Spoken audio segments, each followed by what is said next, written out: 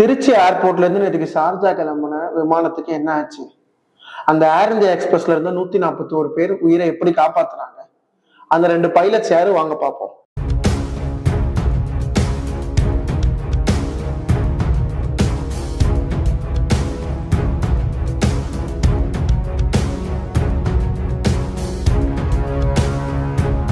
October 11 சரியா 5:32க்கு திருச்சியில இருந்து ஷார்ஜாக்கு கிளம்புன ஏர் இந்தியா எக்ஸ்பிரஸ் 141 பேசஞ்சர்ஸோட நல்லபடியா டேக் ஆஃப் ஆயிடுச்சு.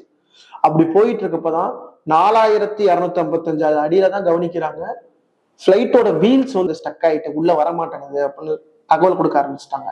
இந்த நியூஸ் பாத்தீங்கன்னா மீடியாலையும் பொதுமக்கள்கிட்ட பரவாயில்ல. தகவல் கொடுத்த கையோட பாத்தீங்கன்னா பைலட்ஸ் 2400 அடியா பிளைட்டோட ஹைட்டை குறைச்சிட்டு 23 ரவுண்ட் மூவிங்லயே வந்து திருச்சியை சுத்தியே இருந்தாங்க.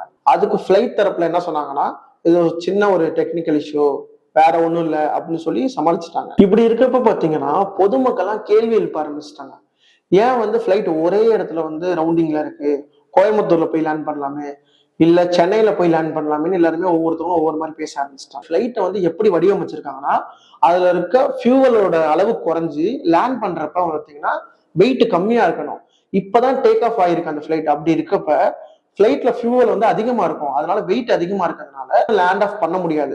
அந்த காரணத்துக்காக மட்டும்தான் திருச்சியை சுத்தியே பாத்தீங்கன்னா பிளைட் வந்து மூவிங்லேயே இருந்திருக்கு. அதே சமயத்துல பார்த்தோம்னா ஒரு வந்த தகவல் என்னன்னா, பிளைட் வந்து பெல்லி லேண்டிங் பண்றதுக்கு வாய்ப்பு இருக்கு அப்படின்னு சொல்லியிருந்தாங்க. அந்த பெல்லி லேண்டிங்னா என்னன்னா, பிளைட்டோட கீழ்புறம் இருக்கு இல்லையா, அந்த கீழ்புறத்தை நேரா வந்து கீழே வச்சு லேண்ட் பண்ற மாதிரி. அது மாதிரி பண்ணா சில பாதிப்புகள் ஏற்படுது. நம்ம தமிழ்நாடு கவர்மெண்ட் மூலியமாவும் சரி, ஏர்போர்ட்ல இருந்தும் சரி நிறைய முன்னெச்சரிக்கை பண்ண ஆரம்பிச்சிட்டாங்க. 20 ஆம்புலன்ஸ், 18 ஃபயர் இன்ஜின்ஸ் எல்லாமே வர ஆரம்பிச்சுட்டு, இந்த நிலையில பிளைட்டோட ஃபியூவலை ஃபுல்லா குறைச்சு சரியா 8:15க்கு சேஃப் லேண்டிங் பண்ணிருக்காங்க. இதுல ஒரு இன்ட்ரெஸ்டிங்கான விஷயம் என்னன்னா, உள்ள இருக்க பயணிகளுக்கே தெரியாது வெளில என்ன நடந்துட்டு இருக்குன்னு. அவங்களுக்கு ஆனா ஒரு டவுட் இருந்திருக்கு, ஒரே இடத்துல சுத்துற மாதிரி இருக்கு.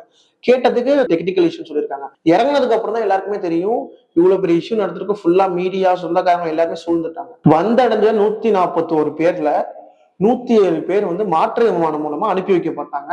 பேலன்ஸ் இருக்கவங்க வேற விமானம் மூலமா அனுப்பி வைக்கப்படுவாங்க. எந்த ஒரு அசம்பாவிதமும் நடக்காம 141 பேரோட உயிரை காப்பாத்தினா அந்த 2 பைலட் யாருன்னா, பைலட் இக்ரோம், துணை பைலட் மைத்தேயி. இவங்க 2 பேருக்கும் பாராட்டுகளும் வாழ்த்துக்களும் குவிந்து வந்துட்டு இருக்கு. இதை பத்தி நீங்க என்ன நினைக்கிறீங்கிறத கீழே கமெண்ட்ஸ்ல சொல்லுங்க. Stay tune with Darwin.